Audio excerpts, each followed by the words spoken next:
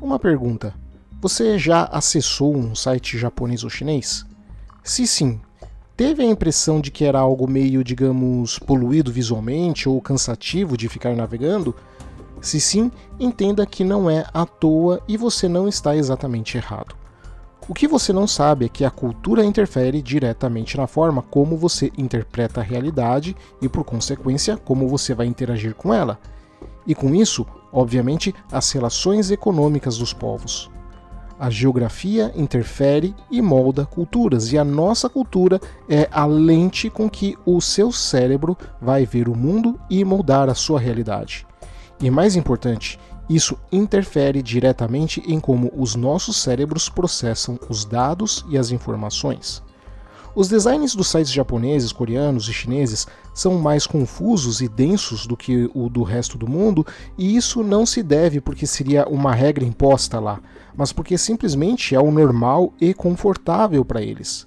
No Ocidente, e aqui usaria a palavra Ocidente no sentido mais geográfico e não político, porque nesse caso estaria falando basicamente apenas de Estados Unidos, Canadá e Europa, e não vem ao caso explicar o porquê agora, então apenas por enquanto assuma que eu estou falando de nós desse lado do mundo, e estou falando em um sentido geral. Então se você for exceção, parabéns para você, mas enfim, tendemos a desenvolver o pensamento de uma forma analítica, o que significa que gostamos de nos concentrar em objetos individuais, observando detalhes específicos e atributos dados a esses objetos isolados. Por outro lado, os orientais, e nesse caso quando eu falar a palavra orientais, entenda japoneses, chineses e coreanos, embora isso se aplique a outros povos, eu vou me focar especificamente neles três. Tendem a ser mais pensadores holísticos, o que significa que gostam de ver a imagem como um todo e se concentram nas relações entre os objetos, em vez dos objetos individuais em si. Por isso, por exemplo, se você pedir a um pensador analítico e a um pensador holístico para descrever uma mesa de jantar, o pensador analítico vai dizer algo como que essa mesa é feita de madeira e tem 4 pernas, ao passo que o pensador holístico iria dizer algo como que é um lugar onde as pessoas se sentam juntas para comer. Ou seja, o pensador holístico usará de um contexto mais amplo e descritivo, enquanto o pensador analítico descrevendo os componentes individuais. O que nos traz ao que isso tem a ver com a internet. Porque como os asiáticos percebem muito mais sobre o ambiente físico e social do que os ocidentais, então eles simplesmente absorvem muito mais informações. Pesquisas demonstram que japoneses absorvem 60% mais informações sobre o contexto e o dobro das informações sobre os relacionamentos nas imagens. Um grupo de pesquisadores conduziu um estudo que examinou como as pessoas de diferentes culturas apresentam informações aos outros, e eles descobriram uma clara diferença entre a cultura oriental e ocidental na qualidade ideal das informações que eram apresentadas. Produtos culturais visuais do leste asiático são ricos em informações porque essa forma de pensar permite que as pessoas vejam todas as informações como igualmente importantes e absorvam todas as informações no contexto completo, enquanto que a forma ocidental de pensar permite que as pessoas sejam mais organizadas e se concentrem na mensagem central que quer ser passada. Eles também argumentam que, devido ao fato dos asiáticos orientais estarem constantemente cercados por produtos ricos em informações e ambientes físicos densos, como podemos ver nessa explosão visual em cidades asiáticas como Tóquio, por exemplo, faz com que os asiáticos orientais processem muito mais informações de uma só vez.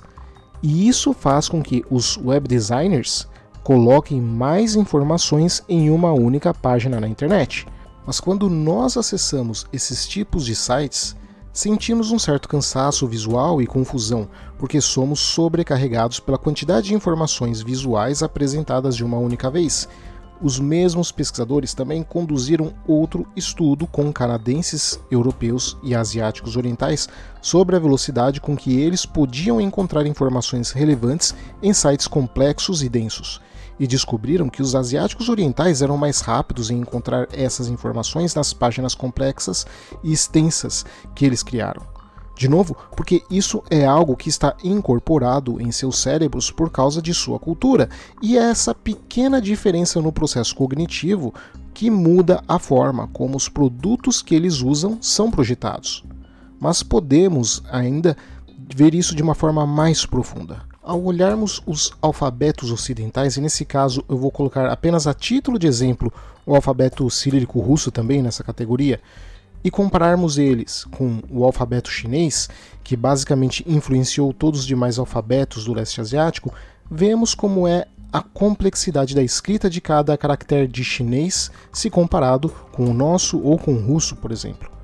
E uma outra coisa que afeta a nossa interação com a realidade, por incrível que pareça, é o nosso idioma. E poucas coisas podem ser usadas melhor como exemplo cultural do que o nosso idioma. Porque o idioma define a forma em que pensamos sobre tempo e sobre espaço. Por muito tempo a ideia de que os nossos pensamentos seriam moldados pelo idioma não tinha muita credibilidade entre os cientistas, mas pesquisas recentes têm demonstrado que sim. Na verdade, as duas coisas interferem uma na outra ao mesmo tempo. Porque, por um motivo óbvio, nós tendemos a nos lembrar mais das coisas que prestamos mais atenção. Porém, diferentes idiomas nos forçam a prestar atenção em coisas diferentes. Em geral, falantes do idioma inglês tipicamente observam o tempo como uma linha horizontal. Eles podem transferir eventos para frente ou trazer eles para trás, e também tendem a observar o tempo como se ele estivesse se movendo da esquerda para a direita, afinal é a forma como lemos os textos. Já os falantes nativos do hebraico costumam ler e escrever da direita para a esquerda e imaginam o tempo seguindo a mesma direção. Por isso, se uma pessoa que fala inglês ou português nativa tiver que ordenar imagens de forma cronológica, ela muito provavelmente irá colocar as mais antigas na esquerda e as mais recentes na direita. E os falantes de mandarim muitas vezes imaginam o tempo como uma linha vertical, onde a parte de cima é o passado e a parte de baixo seria o futuro. A palavra Xia significa para baixo em português, se usa para eventos futuros. Curiosamente, o idioma afeta também a nossa perspectiva de tempo. Pesquisas feitas concluíram que o alemão, o chinês, o japonês, o holandês e as línguas escandinavas não têm uma barreira linguística entre o presente e o futuro. Enquanto as línguas com futuro, como o inglês, o francês, o italiano, o espanhol e o português, incentivam os falantes a verem o futuro como algo separado do presente. E isso, por incrível que pareça, acaba afetando a economia. Mas antes de mostrar como isso afeta a economia, não se esqueça de se inscrever e compartilhar o vídeo com todo mundo que você conhece. Se inscreva no canal, porque o apoio de vocês é fundamental para que eu continue trazendo conteúdo de geopolítica de verdade para vocês. E se você gosta muito desse canal, por favor, considere a hipótese de virar membro do canal. Os membros do canal, em troca do apoio financeiro que dão, têm acesso antecipado aos vídeos desse e do meu outro canal, o Horizonte Futuristas, além de acesso exclusivo às lives que eu tenho com os membros, acesso ao grupo exclusivo do Telegram e ainda vídeos dos cursos que estou postando aos poucos para eles. Então considere a hipótese de virar membro e ajudar o canal ainda mais. O meu nome é Adriano Peta e esse é o canal Geopolítica Mundial.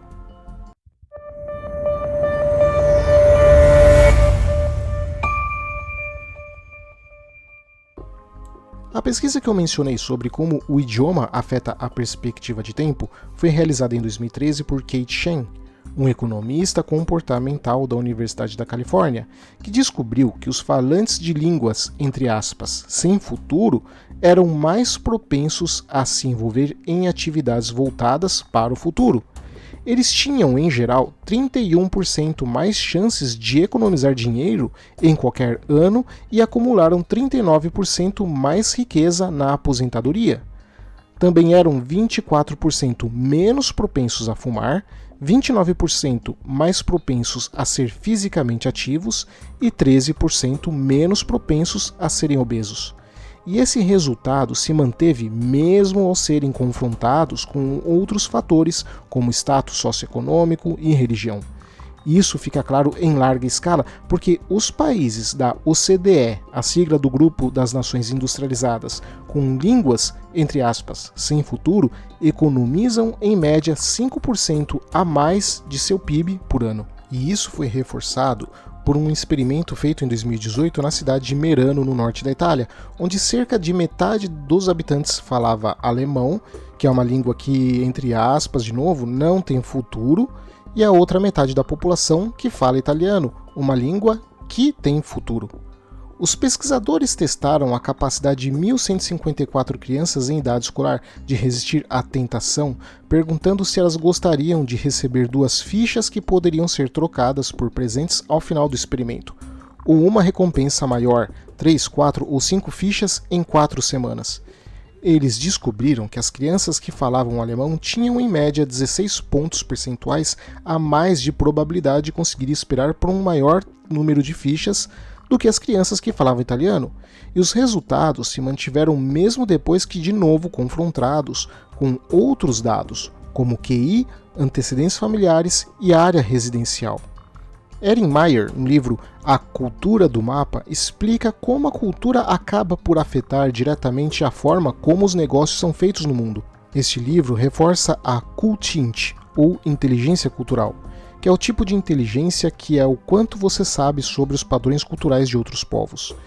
Isso é algo absoluta, veja bem, e por favor entenda muito bem isso, porque é fundamental, é vital, é absolutamente importante que você entenda que culturas diferentes terão interpretações da realidade diferentes e, por consequência, ações e comportamento diferente.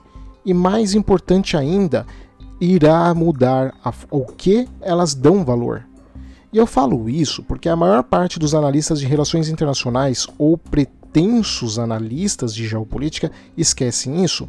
Não adianta você prever o comportamento de uma nação se você não conhecer bem a cultura daquela nação. A sua lógica, o que você considera como raciocínio lógico, muito provavelmente não irá se aplicar à lógica de outro país. Por isso a inteligência cultural é algo tão importante para a análise geopolítica.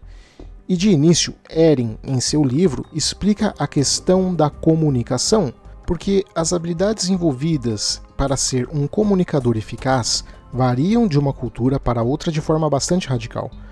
Nos Estados Unidos e em outras culturas anglo-saxônicas e germânicas, as pessoas são treinadas para se comunicar de forma literal e explicitamente o máximo possível. Afinal, nesse sentido, a boa comunicação tem a ver com a clareza e explicitação, e a responsabilidade por fazer a transmissão da mensagem ser precisa é colocada no comunicador, ou em outras palavras, se você não me entende, a culpa é minha por você não ter me entendido. Porém, em muitas outras culturas, principalmente asiáticas como Índia, China, Japão e na Indonésia, as mensagens são muitas vezes transmitidas implicitamente, exigindo que o ouvinte leia por entre as linhas. Uma boa comunicação é sutil em camadas e pode depender do subtexto, com a responsabilidade do entendimento sendo compartilhada por entre quem envia a mensagem e quem a recebe. O mesmo se aplica também em muitas culturas africanas, incluindo as encontradas e, em menor grau, culturas latino-americanas e latino-europeias. Assim, temos culturas de alto contexto e de baixo contexto, mas há mais que isso. Temos as barreiras culturais que podem incluir diferenças na linguagem, gestos, etiqueta, normas sociais e valores, o que nos traz para a comunicação não verbal, pois a maior parte da nossa comunicação é na verdade não verbal. Expressões faciais, gestos, postura e contato visual podem ter significados diferentes. Por exemplo, enquanto o contato visual é considerado um sinal de confiança em algumas culturas, em outras pode ser interpretado como desrespeito. Então também temos a questão dos feedbacks, algo muito importante no mundo corporativo, mas que devido a questões culturais pode vir a ser um problema, principalmente para empresas multinacionais. Como abordagens culturais divergentes, onde diferentes culturas têm abordagens variadas de quando se trata de dar ou receber um feedback negativo. Isso significa que o que é considerado uma abordagem construtiva e apropriada em uma cultura pode ser justamente interpretado de maneira negativa em outra. Uma abordagem direta, como com os holandeses, pode ser vista como grossa, ríspida e insensível por funcionários americanos, que tendem a adotar uma abordagem mais suave e direta. E aqui eu posso falar por razões e experiência própria, que a abordagem americana para nós brasileiros já não seria nada suave e indireta. Outro ponto são as próprias palavras e expressões. Ela menciona a importância de prestar atenção às palavras e expressões usadas em diferentes culturas para transmitir um feedback negativo. Algumas culturas usam palavras que intensificam a crítica, tornando ela mais forte, o que ela chama de upgraders, enquanto outras usam palavras que a suavizam, tornando ela mais branda, ou downgraders. Também temos o reconhecimento e sensibilidade cultural. Um líder que trabalha com funcionários de uma equipe multicultural deve saber perceber as diferentes expectativas e preferências dos membros.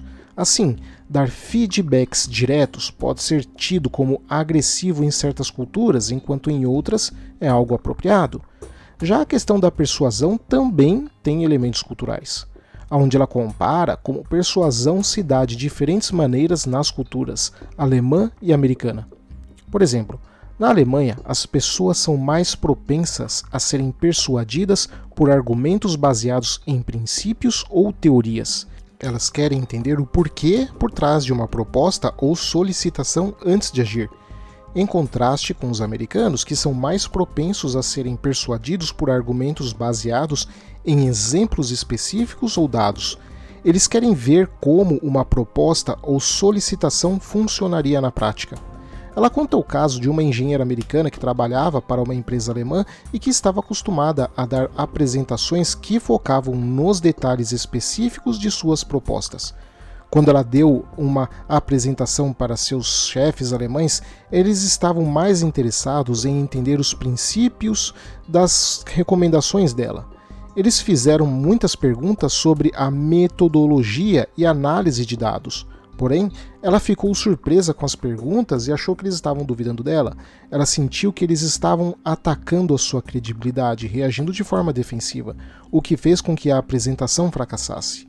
Por outro lado, ela conta como um alemão, que no caso era diretor e trabalhava nos Estados Unidos, e que também estava acostumado a dar apresentações que começavam com uma discussão de princípios gerais, mas quando ele deu apresentações para seus colegas americanos, eles estavam mais interessados em ouvir sobre exemplos específicos ou dados.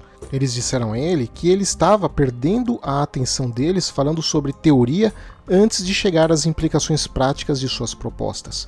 Isso se dá porque a persuasão é uma habilidade importante no mundo dos negócios, mas que o sucesso disso vai depender não apenas da força da mensagem, mas também da forma como ela é construída e dos argumentos utilizados. Ou seja, como tal proposta se insere através dos elementos culturais a quem você quer vender alguma coisa. Ela cita também como exemplo a visão holística dos asiáticos que eu mencionei lá no início do vídeo. E então chegamos num ponto muito sensível e potencialmente mais complicada, a questão da hierarquia, porque o conceito de hierarquia e respeito na liderança varia de acordo com a cultura, e não existe uma resposta única para a pergunta de quanto respeito um líder precisa ter em uma cultura específica. Em algumas culturas, como a dinamarquesa, por exemplo, existe uma forte ênfase na igualdade.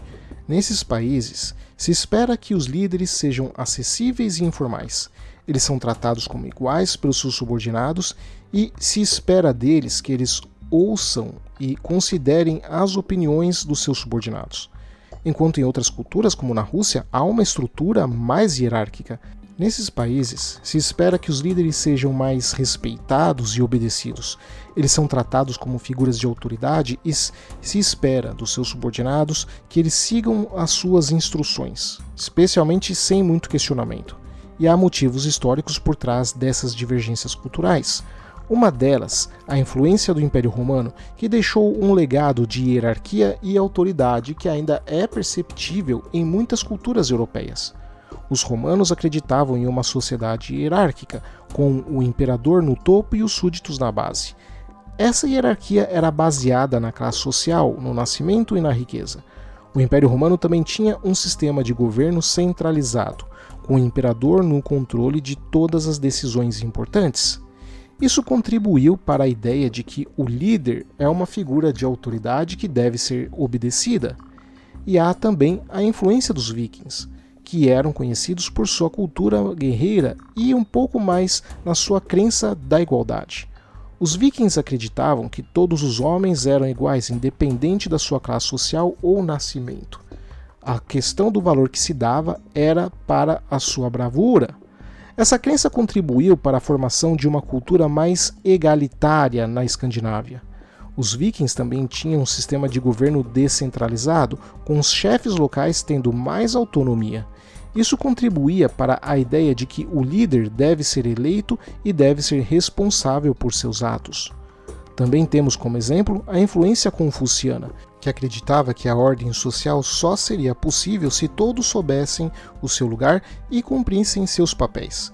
Ele desenvolveu um sistema de 5 relacionamentos interdependentes, que são o imperador-sujeito, onde o imperador deve ser benevolente e o sujeito deve ser leal, o pai-filho, onde o pai deve ser protetor e o filho deve ser obediente, o marido-esposa, onde o marido deve ser responsável e a esposa deve ser submissa, o irmão mais velho e o irmão mais novo, onde o irmão mais velho deve ser protetor e o irmão mais novo deve ser respeitoso, amigos mais velhos e amigos mais novos, onde os amigos mais velhos devem dar conselhos e os amigos mais novos devem seguir esses conselhos.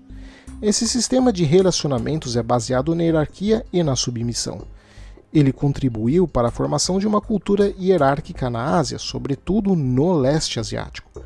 É importante notar que as diferenças entre culturas europeias e asiáticas em relação ao estilo de liderança não são absolutas.